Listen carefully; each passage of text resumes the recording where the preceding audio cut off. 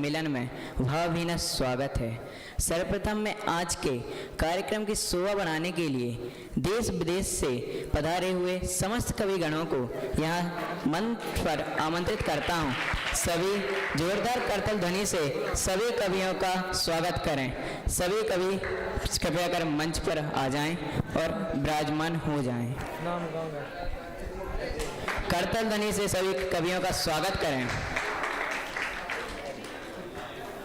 अगर जिसको बोलना हो ना, यदि जिसकी भावना हो कविता बोलने की वह तैयार रहें। इन सभी कवियों के पश्चात आप सभी भी कविताएं बोलने आ सकते हैं।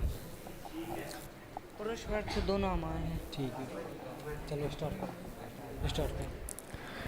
बहुत बहुत धन्यवाद पधारे हुए सभी कवियों का व श्रोतागणों का इस कवि सम्मेलन में आप सभी का हार्दिक हार्दिक स्वागत है। ये हम सभी के लिए हर्ष की बात है कि आज इस ज्ञानोदय की पावन धरा पर बहुत निवेदन के बाद ये सभी कविगण हमारे यहाँ पधारे हैं। कुछ पंक्तियाँ मैं इनके स्वागत में बोलना चाहूँगा। खुशियों की झोली भर भर नया सवेरा आए, खुशियों की झोली भर भर नया सवेरा आए, आत्म की गरिमा का झंडा दुनिया में लहराए। सुंदर है वर्तमान और अति सुंदर है आगत, सुंदर है वर्तमान और अति सुंदर है आगत। कवि गणों का अभिनंदन और आप सभी का स्वागत। कवि गणों का अभिनंदन और आप सभी का स्वागत। अब इसी क्रम में हम हमारे कवि के स्वागत के लिए एस1 से भैया अर्पित भैया को बुलाना चाहते हैं। वह मंच पर आकर हमारे इन देश विदेश से पधारे कवियों को स्वागत करने के लिए आए। अर्पित भैया, मीत भैया, विवेक भैया, भारत भैया आए, इन सभी का स्वागत करें। आगम भैया आए, इन सभी का स्वागत करें। सभी करताल ध्वनि से इनका स्वागत करें। हमारे विशेष भैया काफी भैया भी आए और हमारे सभी देश विदेश से पधारे सभी कवियों का स्वागत करें। एक बार आप सभी लोग करताल ध्वनि से इन सभी का स्वागत कर दें। कवियों को माल्यार्पण व अंग वस्त्र पहनाकर स्वागत करें। सभी करताल ध्वनि से इनका स्वागत करें। आज तुम्हारा स्वागत करते, आज तुम्हारा आओ आओ है प्रिय मेहमान, मंगल स्वागत है। स्वागत। सभी लोग तालियों के माध्यम से हमारे कवि लोग का स्वागत करते जाएं।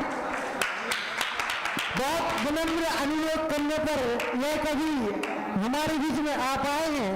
बहुत निवेदन किया तब जाकर ऐसे कवि मिल पाए हैं।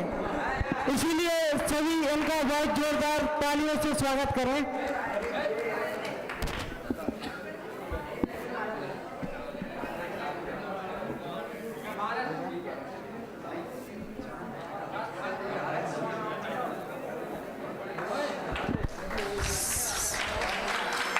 और इसी क्रम में प्रत्येक शुभ कार्य का निर्विघ्न समापन हो ऐसी भावना हम करते हैं।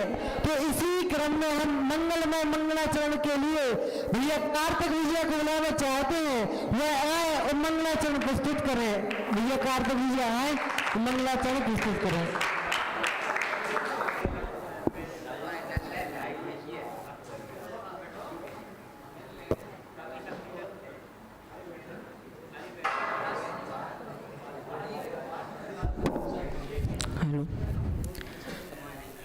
हरिहन्ते प्रभु सिद्ध प्रभु आचार्य उपाध्याय साधु प्रभु। अरिहन्ते मंगलम सिद्ध मंगलम, आचार्य उपाध्याय साधु मंगलम। अरिहन्ते उत्तमा सिद्ध उत्तमा, आचार्य उपाध्याय साधु उत्तमा। अरिहन्त शरणं सिद्ध शरणं, आचार्य उपाध्याय साधु शरणं। अरिहन्त प्रभु सिद्ध प्रभु, आचार्य उपाध्याय साधु प्रभु।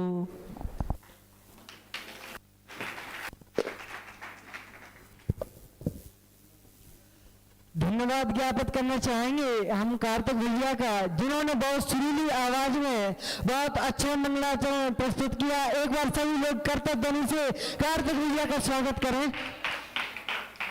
अब इसी क्रम में मैं सर्वप्रथम बुलाना चाहूंगा भाई चेतन राज को, जो कि बीला ग्राम से, बीला नगर से, चैतन्य धाम से, चैतन्य नगर से हमारे तीर्थांग ज्ञानोदय पधारे हुए हैं। ऐसे भाई चेतन राज को मैं बुलाना चाहूंगा, वह आकर अपनी कविता प्रस्तुत करें।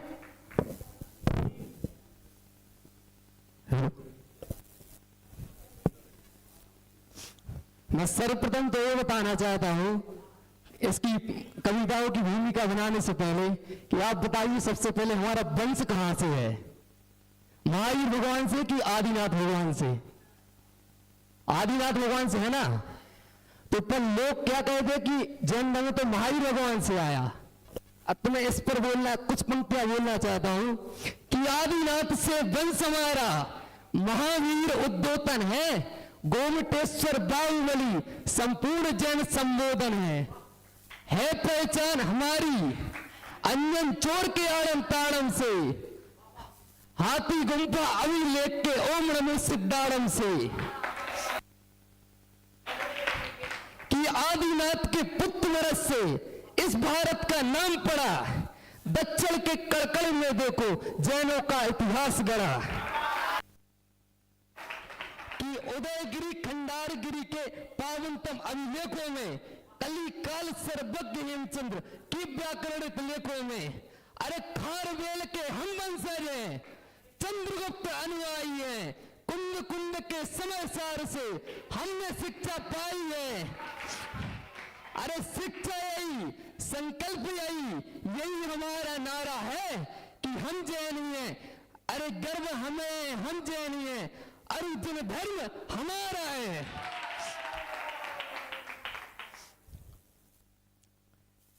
अब कुछ पंक्तियां मैं क्षत्रिय धर्म के ऊपर प्रस्तुत करना चाहता हूं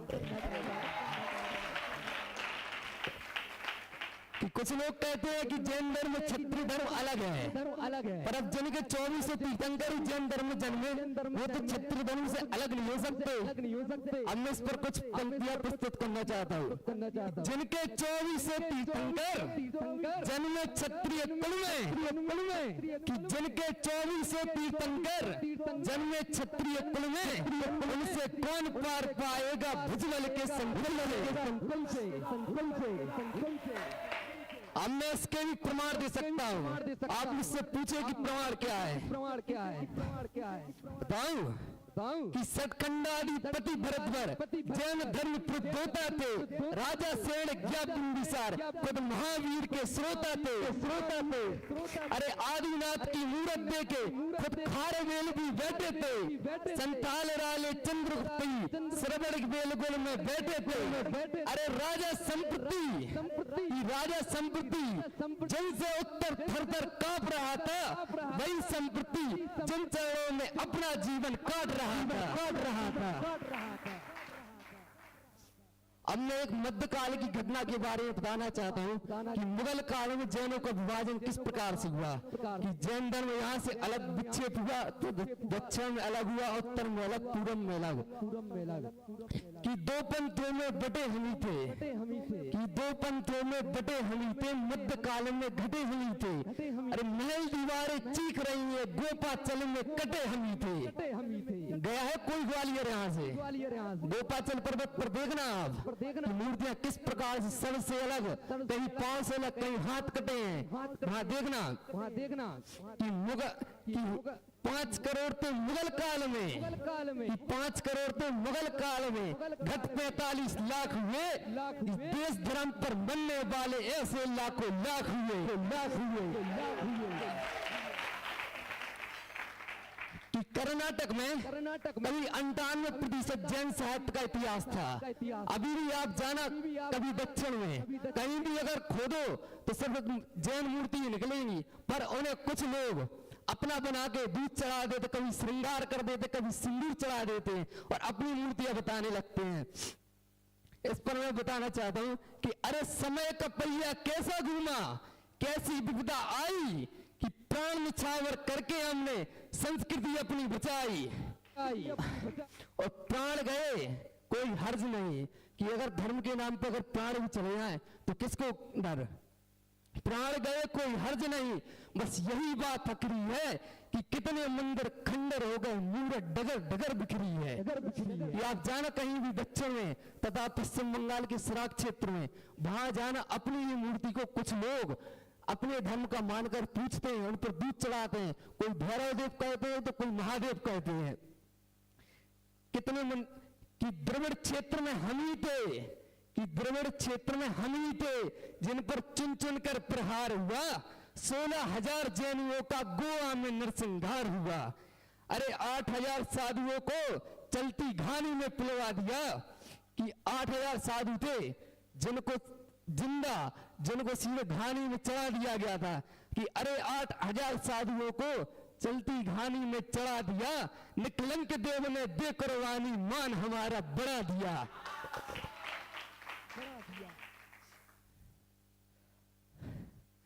अब मैं कुछ जैन धर्म पे कुछ आपत्ति उठाते हैं कुछ लोग, कि जैन धर्म दिगंबरत नग्न पिना पे कोई तो कायर कहता है कि ये मुनिराज इनके नग्न रहते हैं, शर्मिंदी होनी चाहिए, ऐसा कहते हैं कुछ लोग। कि जिन धर्म पर उठते हाथों से कत्लेआम मत होने दो, इस अहिंसा से गूंजते धर्म को बेजुबान मत होने दो। अगर चुप्पी से विध्वंस पनपता है तो बोल पड़ो, पर इस दिगंबरत धर्म को यूं बदनाम मत होने दो, पर इस दिगंबरत धर्म को यूं बदनाम मत होने दो। अब मैं विद्वानों के संदर्भ में कुछ बोलना चाहता हूं, कि मोक्ष समाज में सबसे ज्यादा ये डर लगता है कि विद्वानों को कुछ कोई बोलना दे। कुछ लोग हैं कि मोक्ष समाज के विद्वानों को कोई ना कोई कुछ ना कुछ कह देता है, कि मुनिराजों को नहीं मानते, कि मुनिराजों पर आपत्ति जताते हैं कुछ लोग। अन्यायों के आंचल में चारित्र नहीं पलता है, कि पाखंडों की लपटों से ही धर्म नहीं जलता है, कि जनमाड़ी की संतानों पर जोर दिखाने वालों की धमकी के तूफानों से विद्वान नहीं हिलता है, नहीं हिलता है, धमकी के तूफानों से विद्वान नहीं हिलता है, नहीं हिलता है। अब कुछ पंक्तियां हैं अपने इतिहास के ऊपर, कि इन मंदिरों के इतिहास को मुझे दफनाना नहीं है, संसार से भक्ति ज्वाला को और सुलगाना नहीं है। भले मौत कफन, कि भले मौत कफन लिए तैयार खड़ी हो दर पर, जैन धर्म के सिवा कोई और धर्म अपनाना नहीं है। अब कुछ थी पंक्तियां नेमिनाथ भगवान के ऊपर, कि अरे धर्म मिटाकर सुख को चाहूं ऐसी चाह नहीं है। कि जब नेमिनाथ भगवान का विवाह हो रहा था तब पशुओं के क्रंदन को देखकर बरात भी वापस लौट गई थी, कि अरे धर्म मिटाकर सुख को चाहूं ऐसी चाह नहीं है। जूनागढ़ की ओर को लौटूं ऐसी राह नहीं है, कि खून से लथपथ रस्तों पर चलना स्वीकार नहीं है। यह विवाह बंधन राजन नैतिक व्यवहार नहीं है, कि यह विवाह बंधन राजन नैतिक व्यवहार नहीं है। अब गिरनार पे कुछ लोग कब्जा करे बैठे हैं, वहां पे नेमिनाथ भगवान की 5 मीटर पर तो हमें जाते तक नहीं बनता। वहां पर अगर जाते हैं तो चमटे लहराए जाते हैं, तथा डमोकार मंत्र पर भी रोक लगी है वहां पे, और कोई डरने से कोई जाने से भी डरता है वहां पर। कि नेमी का नाम मिटाने चलिए अनपढ़ टोली, विष्टा भरा दिमाग में जिनके मुंह में काली पोथी। जो लिखा गया हो तपबल से वो कभी नहीं मिटता है, फूल पत्तियां ढकने से इतिहास नहीं मिटता है। चरण बहाते चरण वहीं रहेंगे, और नेमिनाथ के गगन भेदी जयकारे सदा लगेंगे, कि नेमिनाथ के गगन भेदी जयकारे सदा लगेंगे। इस प्रकार से इन कविताओं के माध्यम से आप भी समझे कि गिरनार के ऊपर कितनी वो आपत्ति जताई जाती है। कि कोल्हापुर के वो महाराष्ट्र में कोल्हापुर महालक्ष्मी मंदिर है जहां हमारा प्रसिद्ध मंदिर है, और आप भी देखेंगे तो पूरे स्तंभों पे जैन तीर्थंकरों की प्रतिमा बनी है, तथा उदयगिरी खंडारगिरी उदयगिरी के कम से कम हजारों प्रतिमाएं वहां पे छपी हुई है, फिर भी लोग हिंदू कब्जा करके बैठे हैं। इस प्रकार से मैं इन कविता को प्रस्तुत किया।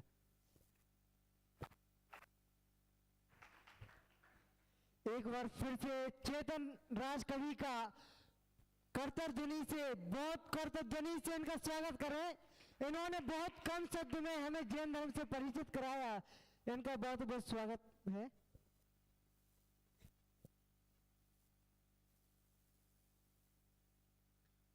अब मैं सर्वप्रथम कवि वर्धमान को बुलाना चाहूँगा, जो कि हीरापुर नगर से वह विज्ञान मार्ग से ज्ञानोदय तीर्थधाम को पधारे हैं। ऐसे वर्धमान कवि को मैं स्वागत करता हूँ, वह आए और अपनी कविता को प्रस्तुत करें।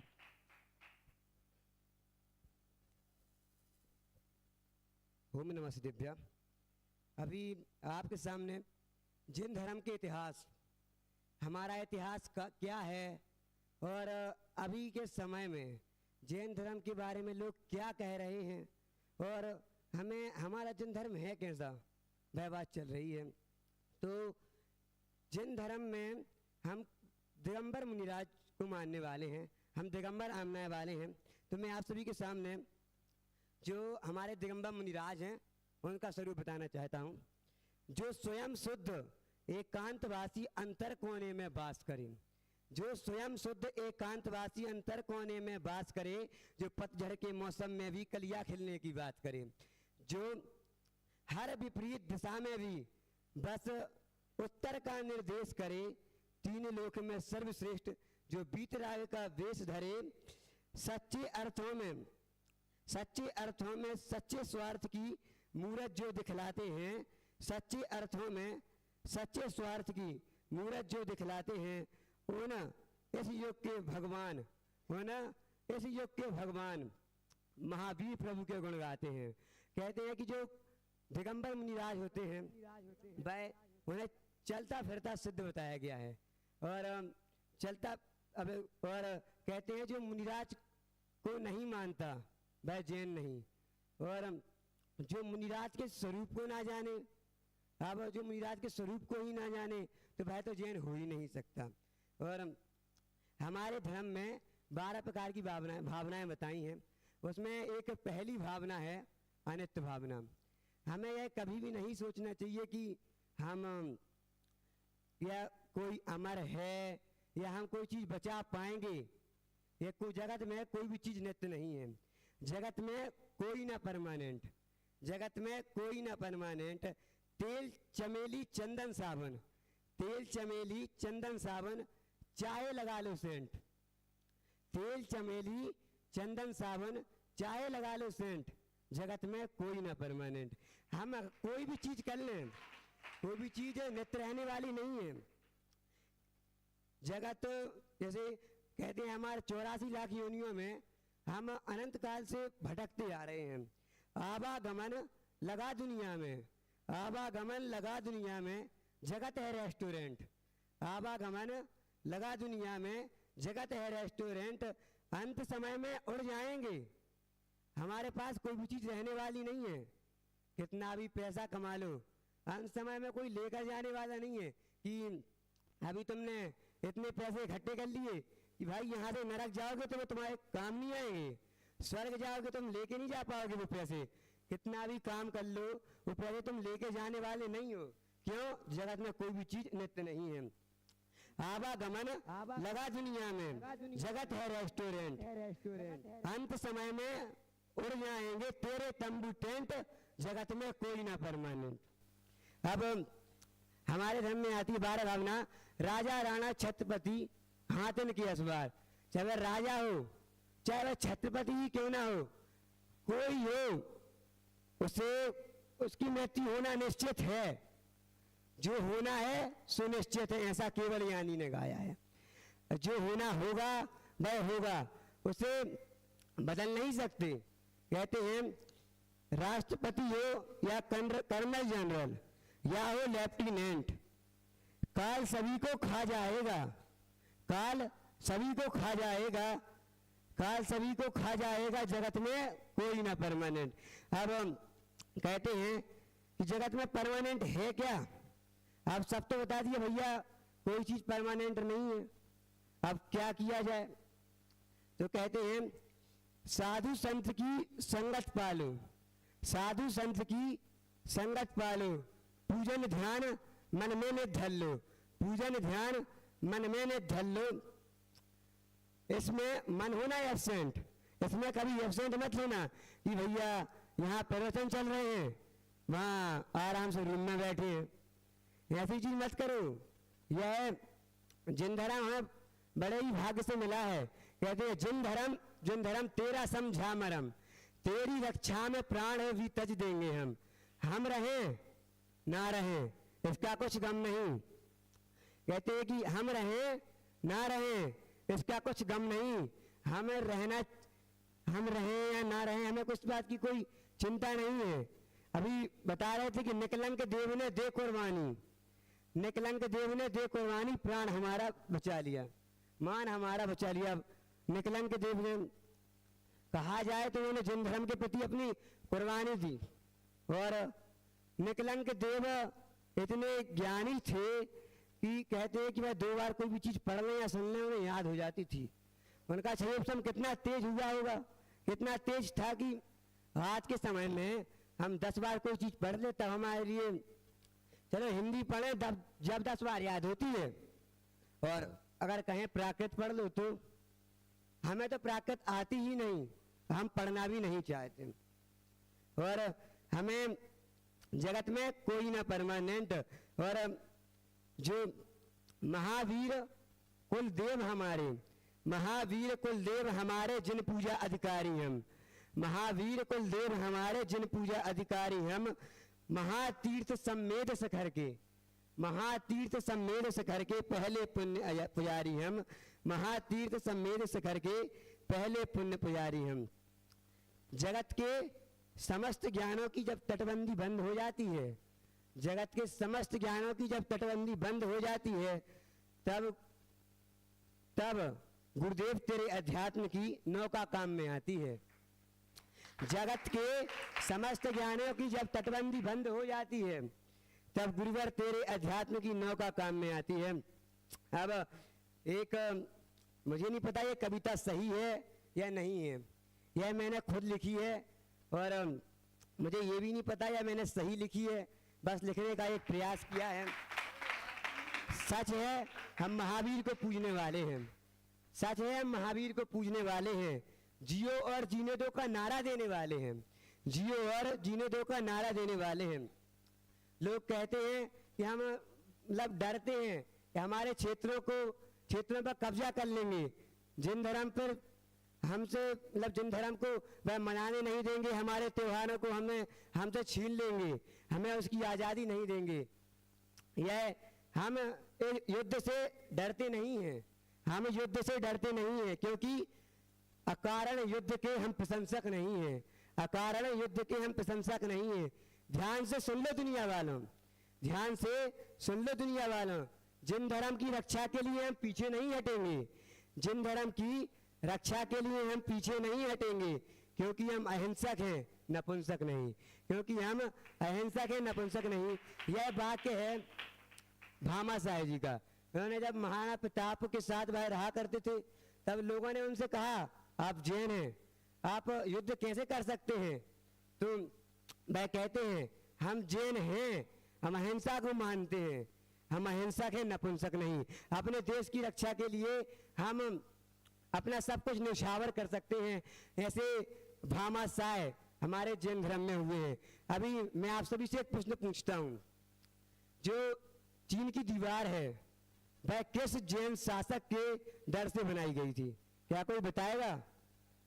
राजा संप्रति, एक ऐसा जैन शासक जिसके डर से चीन वालों को एक दीवार खड़ी करने की आवश्यकता पड़ गई थी, और वह इतनी ऊंची दीवार कि अंतरिक्ष से दुनिया में सिर्फ एकमात्र ही चीज दिखाई पड़ती है, वह है चीन की दीवार।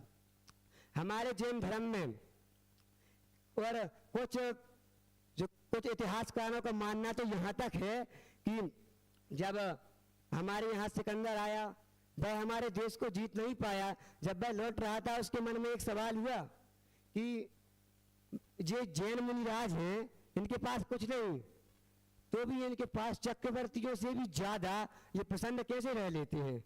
यह ऐसी बात सिकंदर अपने मंत्रियों को बता रहा है कि भाई मेरे पास सब कुछ है, मैं सब देशों को जीत चुका हूं, फिर भी इस जैन मुनिराजों को मुझसे डर नहीं लगता, वह मुझसे डरते भी नहीं है, तो वह इनके इतने प्रसन्न है कैसे? तो अब उस समय कल्याण मुनि को वह अपने साथ ले गया। कल्याण मुनि को अपने साथ ले गया। तो कुछ इतिहासकार यहाँ तक कहते हैं कल्याण मुनि की साधना को देखकर सिकंदर जैसा क्रूर व्यक्ति भी जैन धर्म को धारण कर लिया था और उसने जैन धर्म की दीक्षा ले ली थी और अंत में जब उसका मरण हुआ तो उसने समाधि ली थी। कुछ इतिहासकारों का यहाँ तक मानना है। अब आप जैन धर्म की महिमा समझ लीजिए। सिकंदर जिससे पूरा विश्व थरथर कांप रहा था, बस एक ऐसा शासक पोरस ही था जो उससे लड़ पाया था। भाई भी जीत तो नहीं पाया था, पर सिकंदर जैसा व्यक्ति भी जैन धर्म के प्रभाव में आ गया था। इस प्रकार जो जैन धर्म है हमें उसके मान को रखना चाहिए और हमें नित्य देव दर्शन आदि करना चाहिए और सम्यक दर्शन को प्राप्त करना चाहिए और मोक्ष की ओर सन्मुख होना चाहिए। ऐसी मंगल भावना से मैं अपनी वाणी को विराम देता हूँ।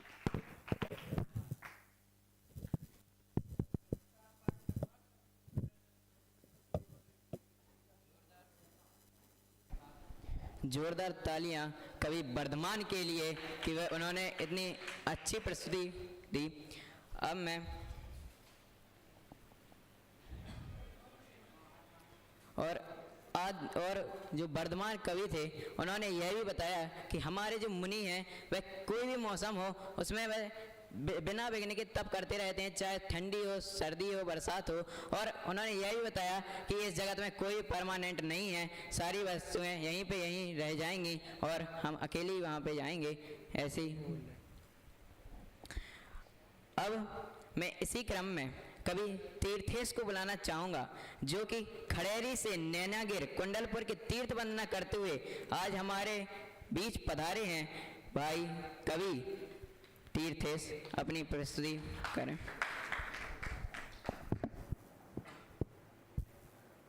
मैं आप सभी के मध्य कुछ हमारे तीसरा सम्मिश्रका के बारे में कुछ लाइनें प्रस्तुत करने जा रहा हूँ। जैन हम महाधिकारवान हैं, जैन हम महाधिकारवान हैं। धर्म है सबका यह धर्म है, अनादि है अनंत है यह जैन धर्म है। प्रारंभ है विवेक है यही आत्मज्ञान है, विरोध है प्रचंड है जैनियों का मान है। अर्थात जैन है हम महाधिकारवान हैं, हम जैनी हैं, हमें अधिकार होना चाहिए हमारे तीर्थराज समेत शिखर पर। धर्म है सबका यह धर्म है। जैन धर्म सभी का है, ये नहीं कि सिर्फ ये होगी मान्यताएं होगी जैन मंदिर में ये नहीं आ सकता वो नहीं आ सकता वगैरह वगैरह।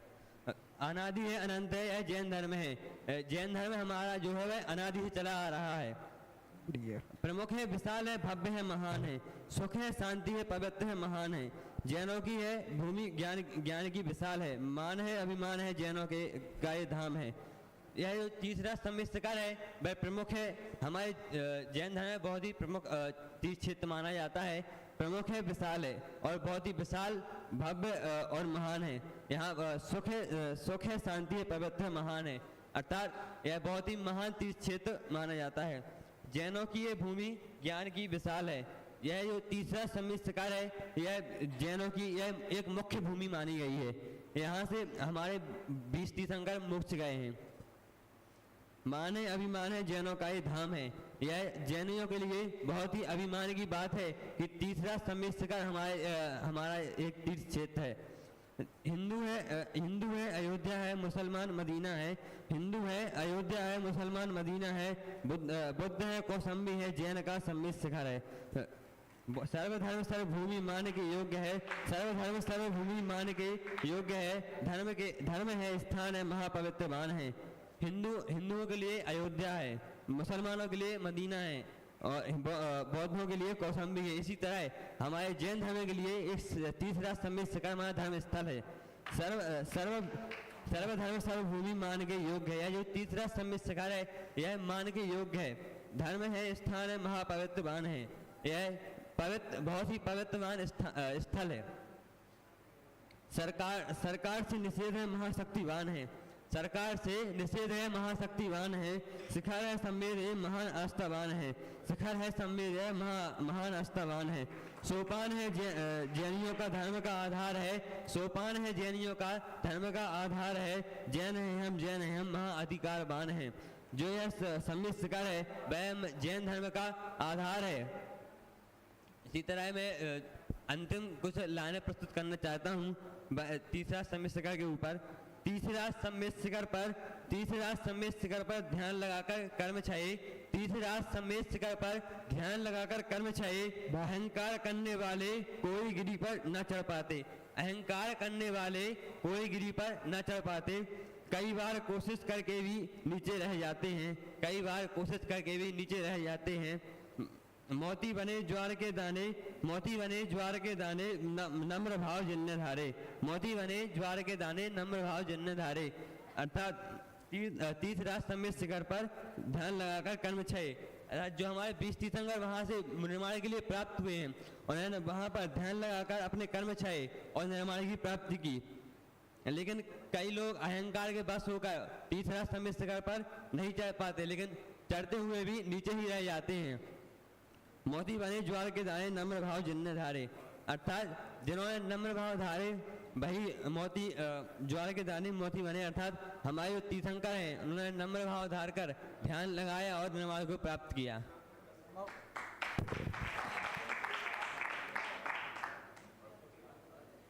इस प्रकार कविराज तीर्थवेश को एक बार पुनः कर्तव्य ध्वनि से उनका स्वागत करें।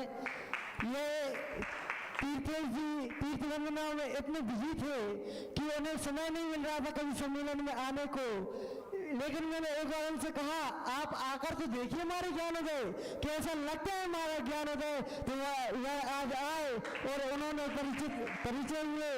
उन्होंने आज अब इसी क्रम में मैं तांडव करते हुए एक ऐसे व्यक्तित्व के धनी को बुलाना चाहूंगा जो बड़े बड़े महलों में रहते हैं, यहाँ नहीं आ रहे थे, परंतु मैंने कहा आप आकर देखिए आपके महल फेल हो जाएंगे। ऐसे बड़ा लहरा के निवासी कविराज गौरव जैन को बुलाना चाहूंगा। वह आए और अपनी ओर शैली के माध्यम से अपनी कविता व्यक्त करें।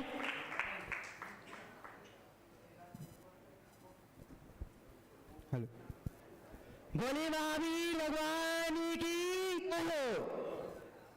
आपको पता है आज क्या है? आज एक दिवस है। तो आज मैं हिंदी दिवस पर कुछ बोलना चाहूंगा, आप सुनिएगा। क्या है हिंदी? क्या है हिंदी? एक परिधान चलाता विश्व गुरु का, परिधान चलाता विश्व गुरु का, वो परिधान बचाने में, परिधान चलाता विश्व गुरु का, वो परिधान बचाने में उमड़ी थी ज्वाला क्रांति की, उमड़ी थी ज्वाला क्रांति की, माँ की शान बचाने में, उमड़ी थी ज्वाला क्रांति की, माँ की शान बचाने। वाह, पर क्या अर्थ हुआ? क्या अर्थ हुआ? अभिमानों का संघर्ष होगा, अभिमानों का संघर्ष होगा, बलिदानों का उत्कर्ष तेज भी छाया का, अभिमानों का संघर्ष होगा, बलिदानों का उत्कर्ष तेज भी छाया का, रण की खून से लटपट सी काया का, रण की खून से लटपट सी छाया का, था सभ्यता प्रेम से पुरखों का, था सभ्यता प्रेम से पुरखों का, सन 47 को लाग गया, था सभ्यता प्रेम जो पुरखों का, सन 47 को लाग गया, मुगलों गौरव से भी जीता था, पर काले अंग्रेजों हार गया।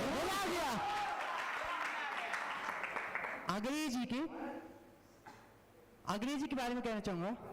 अंग्रेजी की टूटी फूटी शब्द, अंग्रेजी की टूटे शब्द अब मधुर आज लगते हैं, कि अंग्रेजी के टूटे फूटे शब्द अब मधुर आज लगते हैं, साहित्य शब्द भाषा को अब तीर्थ बन के लगते हैं, साहित्य शब्द भाषा को अब तीर्थ बन के लगते हैं।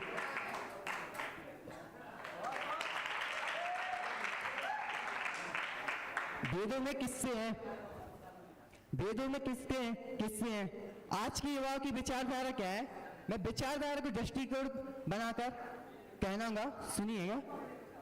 कि वेदों में तो किस्से हैं, कि वेदों में तो किस्से हैं, इतिहास बस उन्हें अब रहने दो, कि वेदों में तो किस्से हैं, इतिहास बस अब उन्हें रहने दो, तुलसी काली तो मुक्त रखो, पुस्तक में सिमटे रहने दो। अरे भारत माँ का मस्तक भी, अरे भारत माँ का मस्तक भी पीड़ा से जब झुक जाता, अरे भारत माँ का मस्तक भी पीड़ा से जब झुक जाता, जब भारत माँ का बच्चा भी हिंदी कहने में कतराता, जब भारत माँ का बच्चा हिंदी कहने में कतराता। यही है बड़े महलों का कमाल, बड़े बड़े महलों में रहकर इतनी अच्छी अच्छी कविताएं बना रहे हैं। है क्या हिंदी?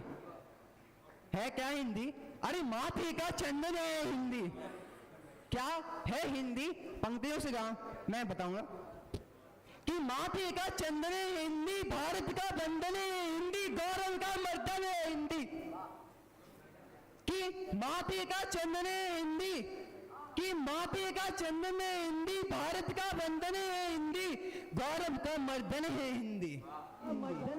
लौटा अभिनंदन, लौटा अभिनंदन भी हिंदी, कि लौटा अभिनंदन भी हिंदी है। हिंदी राग नहीं है, हिंदी राग नहीं है, हिंदी राग नहीं है, राग नहीं, सद्भाव नहीं, दुर्भाव नहीं, बंदूक नहीं, संदूक नहीं, अलगाव नहीं, टकराव नहीं। कि हिंदी राग नहीं है, हिंदी अनुराग नहीं, सद्भाव नहीं, दुर्भाव नहीं, बंदूक नहीं, संदूक नहीं, अलगाव नहीं, टकराव नहीं, लोक हो के दुष्ट भाव नहीं। ना ही हिंदी अभिलाषा है, ना ही हिंदी अभिलाषा है। अरे जोड़े जो 29 पीढ़ों को, अरे जोड़े जो 29 पीढ़ों को, हिंदी तो भारत माँ की आशा है, हिंदी तो भारत माँ की आशा है। पर तिरस्कारी उस आशा को, पर तिरस्कारी उस आशा को, तिरस्कारी उस आशा को गर्म लहू पर खाता है, तिरस्कारी उस आशा को गर्म लहू पर खाता है। जब माँ के सन में कोई पृष्ठ चिन्ह दिखलाता है, जब माँ के सन में कोई पृष्ठ चिन्ह दिखलाता है। मुझे घृणा नहीं है अंग्रेजी से, मुझे घृणा नहीं है अंग्रेजी से, ना हिंदी का अभिमान है। मुझे घृणा नहीं है अंग्रेजी से, ना हिंदी का अभिमान है। मैं भारत माँ का बेटा, उसकी भाषा का सम्मान है। मैं भारत माँ का बेटा, उसकी भाषा का सम्मान है। इस प्रकार हिंदी को दृष्टिकोण में लाते हुए मैं आज को आप सभी को हिंदी दिवस की हार्दिक शुभकामनाएं।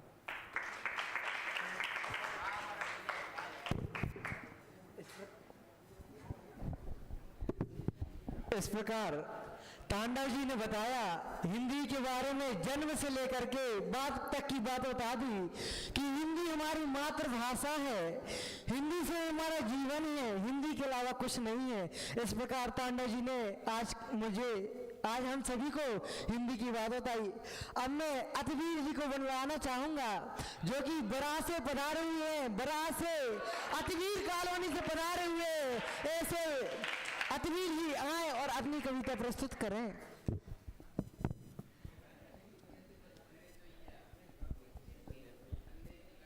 संसार को छोड़ा है हमने और सिद्ध दशा में बैठ गए, संसार को छोड़ा है हमने, सिद्ध दशा में बैठ गए, निर्युक्त रहे, निर्लिप्त रहे और शांत दशा में बैठ गए। इस जगत के दुखों को छोड़ा, आनंद अनुभूति में बस गए। हम शांत चित्त निर्विकल्प हो निज आत्म साधना में रम गए। अब चाय नहीं है अब हमको, अब चाय नहीं है अब हमको, सब प्राप्त यही है सब हमको।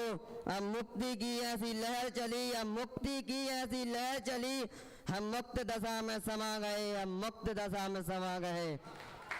निर्व्यक्त रहे, निर्लिप्त रहे और शांत दशा में बैठ गए। यह कविता सिद्ध परमेष्टि के ऊपर रखी गई है, जो संसार को छोड़ने पर सिद्ध दशा में बैठ गए और ना ही एक किसी का विकल्प रहा और लिप्त भी शांत दशा में ही रहे और जगत के दुखों को छोड़कर आनंद की अनुभूति में वह रम गए और हम शांत चित्त निर्विकल्प निज आत्म साधना में रम गए, वह अपनी आत्म साधना में रमे हैं।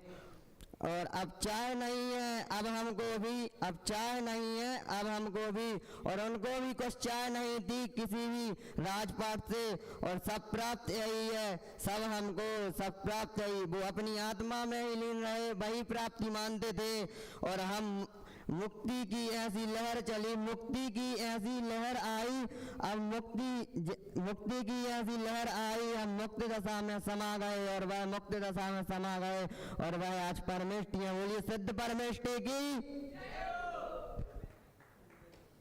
इस प्रकार अतिवीर जी ने हमको सिद्ध परमेष्टि से परिचित कराया कि सिद्ध परमेष्टि कैसे हैं और हम उनके जैसे कैसे बन सकते हैं। इस प्रकार अतिवीर जी ने हमको सिद्ध परमेष्टि के बारे में परिचित कराया। अब मैं इसी क्रम में कवि मैथिली चंद्र जी को बुलाना चाहूँगा, जो अभाना नगर के गुप्तचर कॉलोनी से पधारे हैं, वो आएं और अपनी कविता को प्रस्तुत करें। कवि मैथिली चंद्र जी।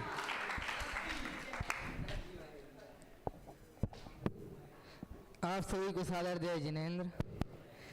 हम सबसे पहले तो अपनी माँ का स्वरूप जानेंगे, जो कि हमारी सबसे प्रथम गुरु होती हैं, जो सबसे पहले हमारे लिए मंदिर जी लेकर जाती हैं, जनवाणी का पठन कराती हैं। ऐसी हमारी माँ होती हैं। हार नहीं मानती, बुरी नजर तारती है, कष्ट जो भी आते हैं तो वह निवारती है। अनगिनत दुआएं देती होती माँ महान है, माँ के आशीर्वाद से ही ऊंची होती शान है। आन है बान है उससे ही पहचान है, महिमा निराली माँ की उससे ही जहान है, महिमा निराली माँ की उससे ही जहान है। अब जो पहले की माँ होती थी वह बच्चों के लिए बाहर का खाने नहीं देती थी, वह घर में ही अनेक प्रकार के पकवान बनाती थी, परंतु कोई भी अभक्ष भक्षण आदि करने नहीं देती थी। पर आजकल की सुनिएगा, पहले की मम्मी खिलाती पकवान हमें, आज की तो पिज्जा और नूडल खिलाती हैं। लोरियां सुनाती नहीं आजकल मम्मियाँ तो, पैदा होते शिशुओं को फोन ये थमाती हैं। पहले की मम्मी खिलौने बना देती हमें, पहले की मम्मी खिलौने बना देती हमें, आजकल की तो सिर्फ रील ही बनाती हैं। हर साल बाद जन्मदिन आजकल मम्मी हर महीने मनाती हैं, आजकल मम्मी हर महीने मनाती हैं। कहते हैं कि पहले की मम्मियाँ जो होती थी वह बच्चों के लिए जैन धर्म के सम्मत बहुत सी लोरियां सुनाती थी, कहानियां सुनाती थी, पर आजकल की तो बस मोबाइल में लगी रहती हैं। ऐसी कहते हुए आगे की अब टेक्नोलॉजी की बात करते हैं। नई नवेली टेक्नोलॉजी से कैसा हाल अब हो गया, आया है मोबाइल चलन में बचपन सारा खो गया। लालच के खातिर मासूम कुछ पैसों में बिकते हैं, हाथों में पुस्तक के बदले ताश के पत्ते दिखते हैं। सदगुरु के उपदेश से आज बच्चे हैं अनजान, इन बच्चों को इनका बचपन लौटा दो भगवान। कहते हैं जो नई नवेली टेक्नोलॉजी आई है तो उससे बच्चे बहुत ही जो मोबाइल आदि चलाते हैं तो उससे बहुत ही प्रभावित हुए हैं। पहले के जो बच्चे होते थे हाथ में पुस्तकें लेके घूमते थे, परंतु आजकल के बच्चे ताश आदि जैसे व्यसन करते घूमते हैं, जुआ आदि खेलते हैं, तो हमें ऐसा नहीं करने चाहिए। आप सभी को सादर जय जिनेंद्र।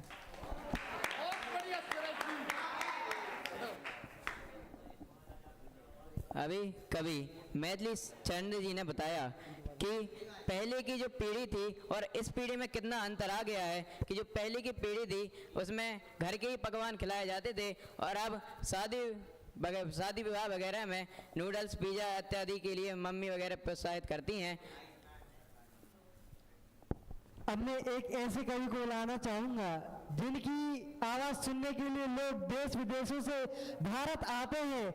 ऐसे कवि हर्षवर्धन जी मोटिवेशनल स्पीकर को बुलाना चाहूँगा। एक बार कर्तव्य से उनका स्वागत करेंगे सभी लोग। हेलो, आज से 38 साल पहले की बात है। भारत में दिसंबर महीने में बहुत ठंड पड़ रही थी, तो मैंने सोचा कि यहाँ तो बहुत ठंड पड़ रही है तो अंटार्कटिका चलते हैं, बहुत गर्मी है। तो मैं अंटार्कटिका गया। मुझे वहाँ एक जितेंद्र मीना मिले। उनने मुझे बताया कि तू अपनी खूबियाँ ढूंढ, कमियां निकालने के लोग हैं ना। अगर रखना है ही तो कदम आगे रख, पीछे खींचने के लिए लोग हैं ना। क्या बात है, वाह। फिर वो कहते हैं, ध्यान से सुनना सब जन, अगर सपने देखने हैं तो ऊंचे देख, अगर सपने देखने हैं तो ऊंचे देख, नीचे दिखाने के लिए लोग हैं ना। अपने अंदर की चिंगारी भड़का, अपने अंदर की चिंगारी भड़का, आग लगाने के लिए लोग हैं ना। फिर एक प्रसंग बनता है कि उसमें हम लोगों ने ये डिसाइड किया कि जो अपन यहाँ पे घूमने आए हैं दिसंबर के महीने में, वो प्रसंग अपन याद रखेंगे। तो इसके लिए वो कहते हैं, अगर बनानी है तो यादें बना, अगर बनानी है तो यादें बना, बातें बनाने के लिए लोग हैं ना। फिर अभी की बात है, मध्य प्रदेश के मेरे मामा मुख्यमंत्री थे। मैं उनके ऑफिस में गया मिलने के लिए, वहां पे मुझे एक व्यक्ति मिला, बोलता है, भैया मैंने किसी पे भरोसा कर लिया, उसने मेरा दिल तोड़ दिया। तो मैंने उससे कहा, भरोसा करना है तो खुद पे कर, भरोसा करना है तो खुद पे कर, शक करने के लिए लोग हैं ना। अरे धन्यवाद। फिर तू बस सवाल ले खुद को, तू बस सवाल ले खुद को, आईना दिखाने के लिए लोग हैं ना। खुद की अलग पहचान बना, खुद की अलग पहचान बना, भीड़ में चलने के लिए लोग हैं ना। फिर अब सब लोग का सपना ही रहता है कि मैं डॉक्टर बनूंगा, इंजीनियर बनूंगा, फिर भी उनको डर रहता है कि मुझसे कुछ गलती हो जाए, मैं नहीं बन पाया, ये वो। तो इसके लिए मैं कहता हूँ, तू कुछ करके दिखा दुनिया को, तू कुछ करके दिखा दुनिया को, ताली बजाने के लिए लोग हैं ना, ताली बजाने के लिए लोग हैं ना। धन्यवाद। वाह वाह। इस प्रकार हर्षवर्धन जी ने हमको बताया कि लोग हैं ना, किस प्रकार के लोग हैं इस दुनिया में, कुछ गिराने के लिए तो कुछ उठाने के लिए है, लेकिन उन्होंने एक वाक्य बोला, लोग हैं ना, इसको हमको याद रखना है और इसी के माध्यम से हमको जो करना है सिर्फ इसी के माध्यम से करना है। इसीलिए एक बार फिर से बोलेंगे सभी लोग साथ में, सभी चीज के लिए लोग है ना। सभी श्रोतागण अब अपनी सांसों को थाम कर बैठ जाइए, क्योंकि अब मैं एक ऐसे कवि को बुलाना चाहूंगा जो देखने में छोटे लगते हैं और बड़े बड़े कार्यों को करने वाले कवि हप्पू चंद आए और अपनी कविताओं को प्रस्तुत करें। कवि हप्पू चंद। यहाँ से हम वीरों के भेद बताएंगे, महावीरों के भेद बताएंगे। ध्यान दीजिएगा कि जो दीन दुखियों को पाले उसे धनवीर कहते हैं, कि जो दीन दुखियों को पाले उसे धनवीर कहते हैं, और जो जीवों को अभय कर दे, और जो जीवों को अभय कर दे उसे बलवीर कहते हैं, उसे बलवीर कहते हैं। वाह वाह। ध्यान दीजिएगा, जो बचाए लाज सदियों की, कि जो बचाए लाज सदियों की उसे रघुवीर कहते हैं, उसे रघुवीर कहते हैं। अंतिम पंक्ति ध्यान दीजिएगा, और जो जीते अष्टकर्मों को, और जो जीते अष्टकर्मों को उसे महावीर कहते हैं, उसे महावीर कहते हैं। बोलिए महावीर भगवान की जय। अब आप देख ही रहे हैं वर्तमान समय में मोबाइल का कितना उपयोग हो गया है। लोग मंदिर जाते हैं, अगर मंदिर में आलोचना पाठ चल रही हो तो कोई कहे कि पुस्तक ले आओ, जिनेंद्र रचना ले आओ, नहीं मोबाइल है ना, सर्च करेंगे आलोचना पाठ और आ जाएगी। तो कुछ पंक्तियां हमने स्वयं से ही बनाई हैं, इसीलिए ध्यान से सुनिएगा। कुछ पंक्तियां मोबाइल के लिए। कुछ साल पहले दोस्तों एक बात हुई थी, कुछ साल पहले दोस्तों एक बात हुई थी। क्या बात हुई थी? सुनिए। मोबाइल को कुछ साल पहले दोस्तों एक बात हुई थी, हमारी भी मोबाइल से मुलाकात हुई थी, हमारी भी मोबाइल से मुलाकात हुई थी। अब सुनिएगा, मोबाइल को देखकर मुझको प्रेम हो गया, मोबाइल को देखकर मुझको प्रेम हो गया। एक घटना कब हुई थी? एक घटना हमारी 10वीं पास करने के बाद हुई थी। एक घटना मेरे 10वीं पास करने के बाद हुई थी। खाना पीना धीरे धीरे कम हो गया, खाना पीना धीरे धीरे कम हो गया, घूमना फिरना भी थोड़ा थोड़ा कम हो गया, पढ़ाई करने का भी होता नहीं अब मन, पढ़ाई करने का भी अब होता नहीं मन, घर वालों के साथ बात करना भी कम हो गया, घर वालों के साथ बात करना भी कम हो गया। जब से मेरी जिंदगी में फोन आया, क्या कहा कि जब से मेरी जिंदगी में फोन आया, तब से मेरे जीवन में और कुछ न सुहाया, तब से मेरे जीवन में और कुछ न सुहाया। कुछ साल पहले दोस्तों एक बात हुई थी, हमारी भी मोबाइल से मुलाकात हुई थी। अब कुछ पंक्तियां जैन धर्म के लिए। अहिंसा सत्य सा पावन जहाँ संस्कार होता है, कि अहिंसा सत्य सा पावन जहाँ संस्कार होता है, फलदार पुण्य हो जाए जहाँ नवकार होता है, फलदार पुण्य हो जाए जहाँ नवकार होता है। मिले जब भी कोई मौका, क्या कहा, मिले जब भी कोई मौका यहाँ आकर झुकाना सर, यहाँ आकर झुकाना सर, क्योंकि महावीरा के आंगन में सदा उद्धार होता है, महावीरा के संग में सदा उद्धार होता है। बोलिए महावीर भगवान की जय। प्रभादी रात पर्यूषण पर्व की, उत्तम तप धर्म की। धन्यवाद। इस प्रकार हापुड़ चंद जी ने बताया कि हमको मोबाइल का उपयोग किस तरह करना चाहिए, किस चीज के उपयोग में लेना चाहिए और किस चीज के उपयोग में नहीं लेना चाहिए, और उन्होंने साथ ही में हमारे संस्कार भी बता दिए। इतने लगते हैं वो छोटे लेकिन बड़े बड़े काम करते रहते हैं, छोटे हैं लगते हैं छोटे लेकिन बड़े बड़े काम करते रहते हैं, और पता नहीं कई सारी लेख लिख लेते हैं, हमको पता ही नहीं चलता। एक बार फिर से इन सभी कवियों का करतल ध्वनि से स्वागत करें। अब मैं आभार व्यक्त करने के लिए S1 से अब मैं कुछ अंकल जी लोगों के माध्यम से भी कवि सम्मेलन को आगे बढ़ाएंगे, कुछ साधारणियों के माध्यम से भी कवि सम्मेलन को आगे बढ़ाएंगे। विशाल जैन भोपाल,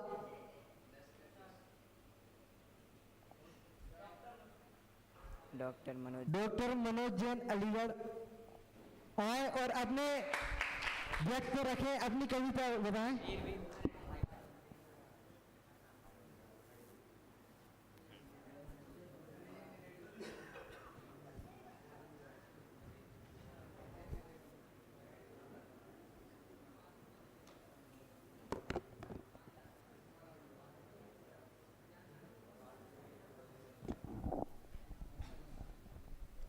सबसे पहले बोलिए शासन नायक भगवान महावीर की जय हो, भगवान पार्श्वनाथ की जय हो। एक तुमसे लागी लगन हमारे यहाँ बहुत प्रसिद्ध भगवान की स्तुति है, पार्श्वनाथ भगवान की। इस मंदिर जी के मूल नायक भी भगवान पार्श्वनाथ हैं। एक इसी राह पर मैंने निजात्म स्तुति लिखी है जिसे मैं प्रस्तुत करना चाहता हूँ। मैं हूँ गायक अमल सर्वदर्शी सरल शुद्ध सारा, सुख से भरपूर आत्म हमारा। मैं हूँ गायक अमल सर्वदर्शी सरल शुद्ध सारा, सुख से भरपूर आत्म हमारा। मुझ में रागांश कुछ भी नहीं है, द्वेष निश्चय से किंचित नहीं है। बीत रागी वानु निज में रम कर करूं भव किनारा, सुख से भरपूर आत्म हमारा। हम तो जग में रुले हैं सदा से, चारों गतियों में घूमे सदा से। भव भ्रमण में फंसे कष्ट पाए सभी सुख न पाया, सुख से भरपूर आत्म हमारा। सुख की कोई किरण जब दिखी तो सुख आभास ही निकला वो तो, सच्चा सुख अब मिले जो न बाहर कहीं निज में सारा, सुख से भरपूर आत्म हमारा, निज में सम्यक्त का सूर्य चमके, ज्ञान चारित्र समकित हो दम के, निज स्वरूपी वनु पर से नाता तजु कष्टकारा, सुख से भरपूर आत्म हमारा, कर्म घाती में बिनसाऊं सारे, फिर अघाती सहज दूर भागे, पूर्ण पुरुषार्थ कर निज का वैभव लखों सौख्यकारा,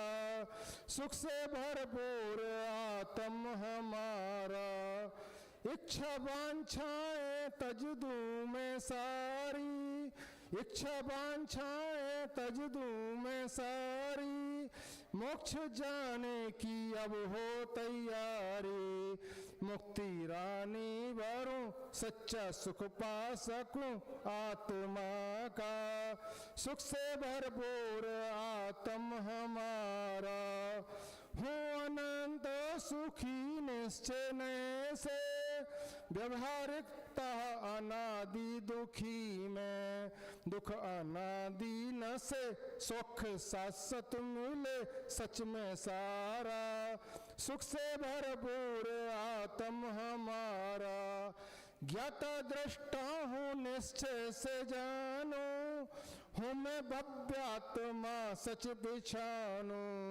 सच का विश्वास हो और व्यवहार भी हो हमारा, सुख से भरपूर आत्म हमारा, सिद्धि पांचों ही समवाय से पर है निमित्त उदासीन प्रेरक, दृष्टि पौरुष पे हो, दृष्टि पौरुष पे हो, निज उपादान ही फल प्रदाता, सुख से भरपूर आत्म हमारा, मेरा निश्चय मैं निर्लिप्त भगवन हूँ न व्यवहार से पर अभी तक, मेरा व्यवहार भी निश्चय अनुरूप हो निज स्वरूपा, सुख से भरपूर आत्म हमारा, मैं हूँ गायक अमल सर्वदर्शी सरल शुद्ध सारा, सुख से भरपूर आत्म हमारा।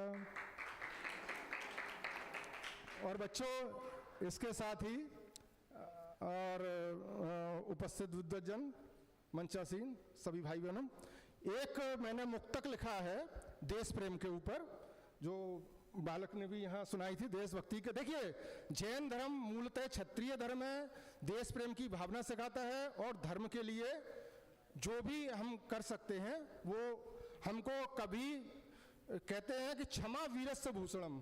और मैंने एक सामान्य रूप से कविता लिखी है जिसमें किसी देश का नाम नहीं है, किसी व्यक्ति का नाम नहीं है, छंद मुक्तक है, 4 लाइन में 4 मुहावरों का भी प्रयोग है।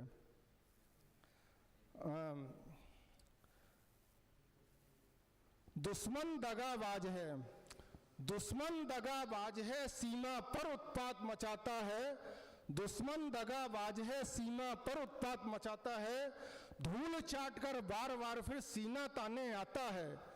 दुश्मन दगाबाज है, सीमा पर उत्पात मचाता है, धूल चाटकर बार बार फिर सीना ताने आता है।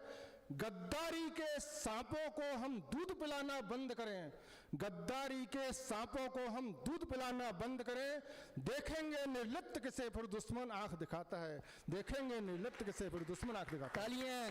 मैं कविताएं निर्लिप्त नाम से लिखता हूं, तो निर्लिप्त मेरा उपनाम है। धन्यवाद। बोलिए भगवान महावीर की जय।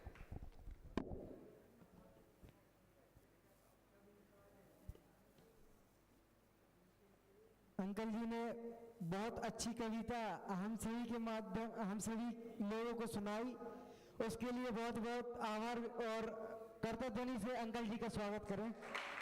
अब मैं आदरणीय रोहित जी पंडित जी को बुलाना चाहूँगा कि वह आए और इस कवि सम्मेलन के 2 शब्द कहें।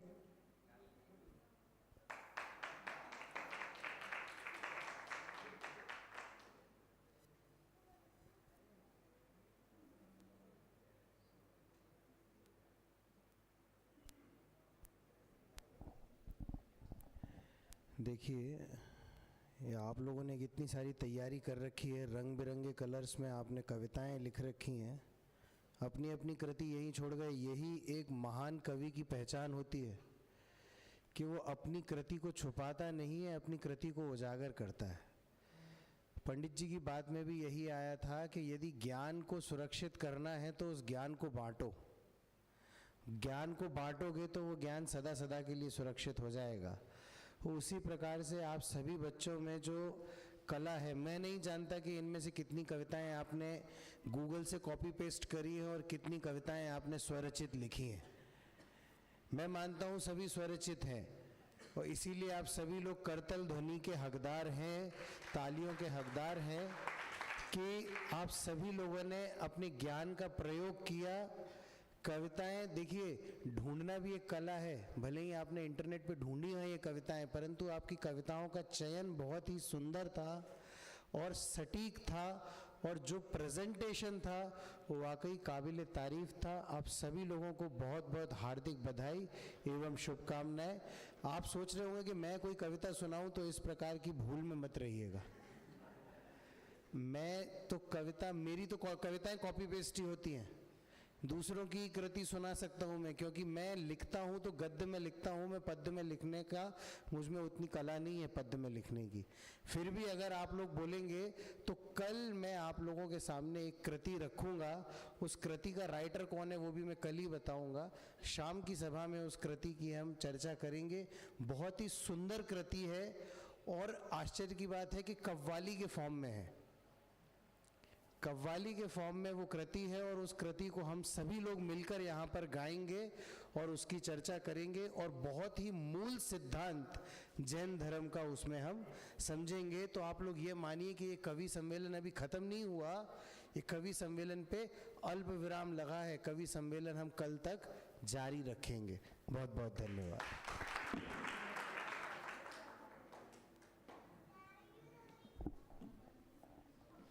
चूंकि समय हो चुका है, परंतु एक ज्ञानार्थी भाई की अभी भी भाव हैं कि वह बोले, तो मैं बुलाना चाहता हूं शुभ जैन को। वह आए और अपनी कविता प्रस्तुत करें। शुभ जैन।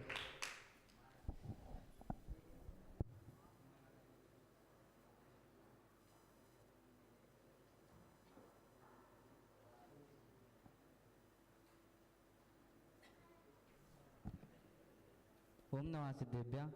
जो कि समय का अभाव है तो बस एक ही कविता लूंगा। तो इस जीव का एक कविता में हाल बताते हैं। तो कहते हैं, अभी तो हाल ऐसा है, अंधेरा ही अंधेरा है, उजेरा है सभी घर में, दीवारों में अंधेरा है, सवेरा हो दुकानों से, अंधेरा हो दुकानों से, कहाँ ले जाएगा इतना, धरा का रह जाए सपना, धरा रह जाएगा सपना। और एक जिनबाड़ी के ऊपर है कि जिनबाड़ी जो बीतराग भगवान ने लिखी है कैसी है। जिनवर कह गए जिनबाड़ी में, आप वही बन पाएगा, सच्चा धर्म समझकर जो आत्म में रम जाएगा। और यहाँ पर आचार्य की बात आती है।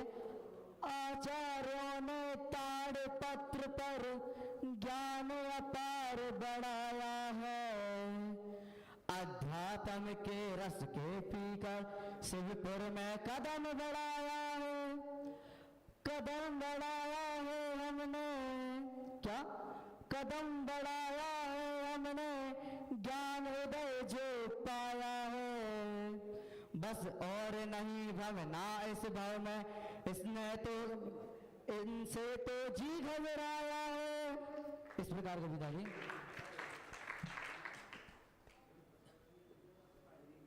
धन्यवाद भाई शुभ का। चूंकि समय का अभाव है इसलिए ज़्यादा कुछ नहीं कहूँगा। अब मैं S1 से भैया अर्पित भैया को बुलाना चाहूँगा, वह आभार व्यक्त करें। अर्पित भैया।